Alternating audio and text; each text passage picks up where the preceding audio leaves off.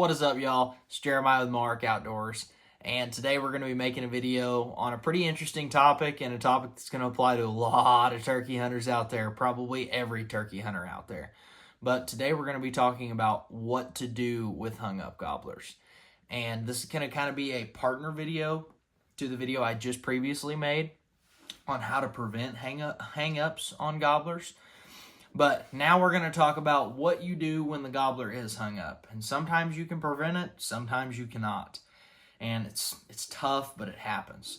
So the first thing we're going to talk about is silence. Silence and patience is huge. And a lot of people, they don't use it enough. They think, the conversation doesn't really need to be a conversation. You want him hunting for you so that you can hunt him in turn. So silence is one of the biggest killers for hung-up birds, and it drives them insane. When a bird is hung up and they're working back and forth, and they may be hung up on a hard object, or they might be just hung up on themselves, and they're thinking, well, it's time for nature to play its course, and she needs to close the distance to me. A lot of times, if you get really quiet, and you can even throw in some scratching in the leaves every now and then, but I recommend you don't. That way, it's more believable that you walked away. Silence. A lot of times they're going to come up the hill or whatever they're doing. They're going to come up and they're going to just at least check it out. And the best part about repping that you're gone is when you're quiet like that, they're looking, but they're not looking as hard. They're more frantic. They're like, okay, she's gone. I need to figure this out. Silence is the first thing that I will always try with a hung-up gobbler, and it works really well. Sometimes it'll break them. Sometimes it won't. Sometimes they're already in an area that they like, and they think, I can pull more hens here. I'm safe here. I can see a ways here. Sometimes it's not going to do anything to them. But silence is absolutely the first thing that I would try as a turkey hunter. And I will give you a little example. There's going to be multiple examples in this video because I had to pull out every trick in the bag on a recent public land hunt this week. Don't know if the bird was pressured or he really just liked his location. But the first thing I tried was silence. And silence actually pulled him further than any of the tricks in the bag. And he closed 40, 50 yards of distance. I think he cut down to about 60, 65 yards. Unfortunately, we were sitting on a flat top ridge where there was like 40, 50 yards of flat top and then fairly steep drop-offs on both sides. So we were on the flat top, so he had to close all the way in order to be able to see us. Sometimes that works out really good. Sometimes that's my most recommended setup anyways, just because they can't directly see your location where you did call from or where you are calling from. But unfortunately, he didn't quite close enough. But silence is the first thing I would try, guys. The second thing that I will always recommend someone trying, if you're hunting with a partner, this one's huge. Depending on who's on the gun, you guys can make that up yourselves. I know turkey hunting, it's really hard to decide who's on the gun, or if you're both on the gun.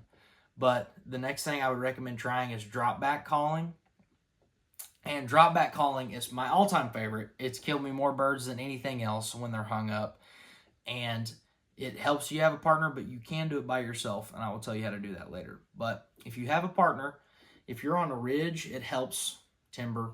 I hunt timber ridges, so I'm usually in a situation where I can do this. But if you're on the top of a ridge or near the top, your partner can take off over the backside of that ridge. Or if you're not on a ridge, you're in some thick cover or whatever, you're sitting near thick cover, have them get off behind that and just start lightly calling. And the lighter the better. It sounds like this hen has went further and further and further away. And depending on where he's hung up at, he might be close enough to hear you walk away or hear your partner walk away. That is so big. They hear him walk off and they're like, gosh, dang it, I gotta at least follow her somewhat.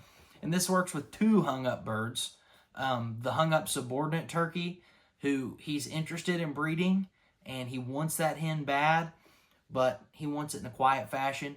Maybe he just got ripped into the day before by a big tom.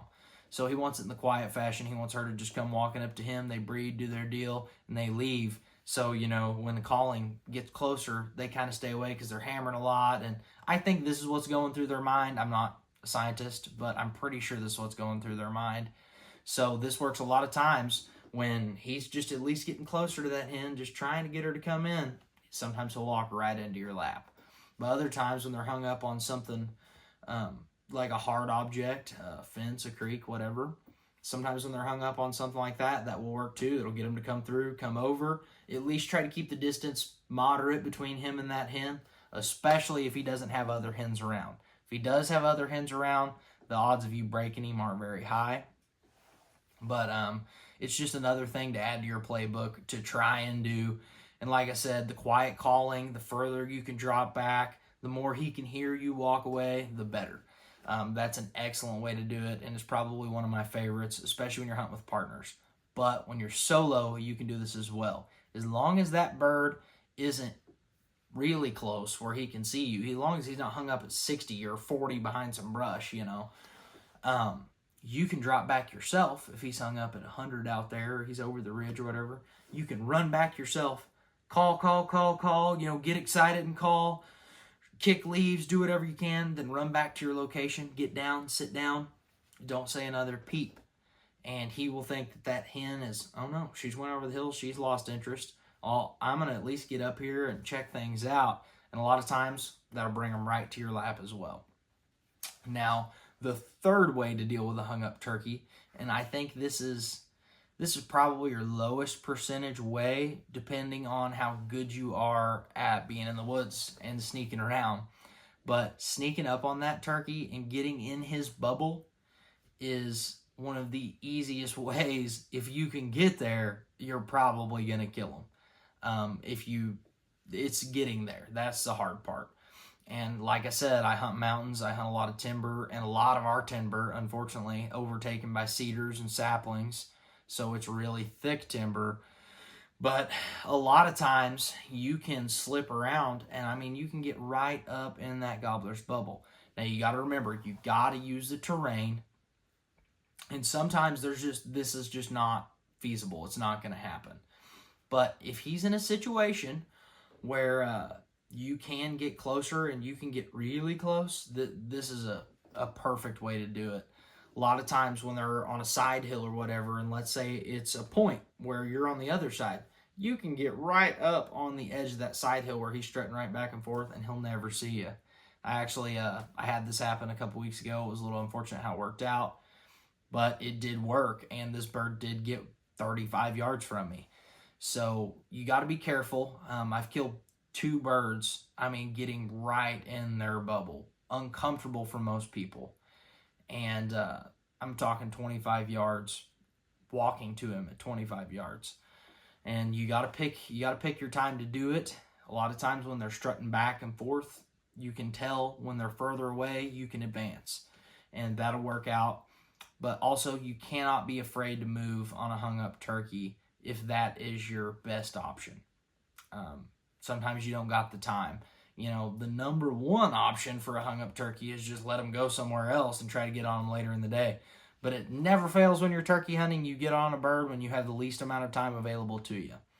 So that's a great way to do it. You're pushing the boundaries a little bit. Turkeys have excellent eyes. They have beyond excellent eyes.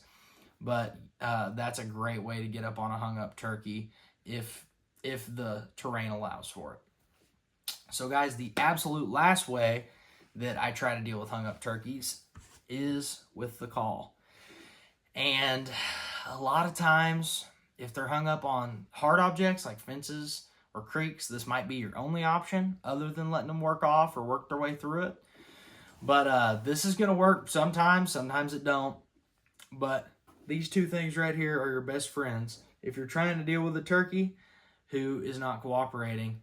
And this is all I'm going to do. All I'm going to do is I'm going to pop this mouth call in, and you can do this with a slate call, but it's unfortunate with the slate call. That's why I don't do it with a slate call. You can't have the hat.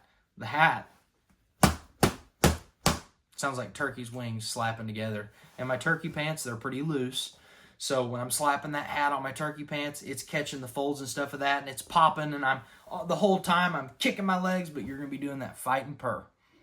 And I don't know if you've ever, look up a video of turkeys fighting and you'll hear what they sound like, but they're ripping a purr back and forth, a bunch of them just ripping purrs, and they're jumping and spurring and flapping. But this is what I did last week on that turkey that I was telling you guys about. And sure enough, it did get him to come and take a peek. And this is exactly what I did.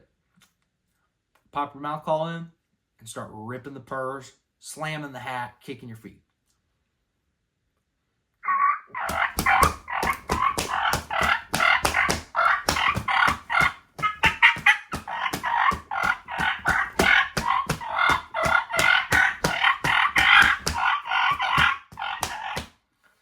Just like that. And I'm telling you, if you listen to that from a distance, it sounds just like a turkey fight. As long as you get enough going on in the leaves, and if you're in a position where the turkey's not going to see you, it works great, and it sounds super realistic. And that's actually what got that bird to close for us a couple weeks ago. Well, not a couple weeks ago, I guess it would be last week. But it got the bird to close in, and unfortunately, the bird didn't like something. And another thing, unfortunately, when you're representing that there's quite a few turkeys on that ridge top and he comes over the ridge and he don't see anything, that's a little bit suspicious to them. But that's my last resort because it can spook turkeys, especially if you don't sell it very good or he's not super into it and he's not super hot and heavy gobbling. You definitely got to check your temperature on your turkey, because if they're a low temperature, like I said, best bet, let them work away. Get on them at a different point, a different time. Works a lot better. But if he's fired up and he's fired up enough, that right there can absolutely get one to fly anything. And the old timers will tell you, a fighting purr, sometimes it really works, sometimes it really don't. But anyways, guys, that's all the tips that I have for you today. That's the best way I know to handle hung up turkeys. So if you guys want to know anything else, just shoot it down in the comments and just let me know what you guys want to hear about, and we'll have a little discussion about that. But this is Jeremiah with Mohawk Outdoors, signing out.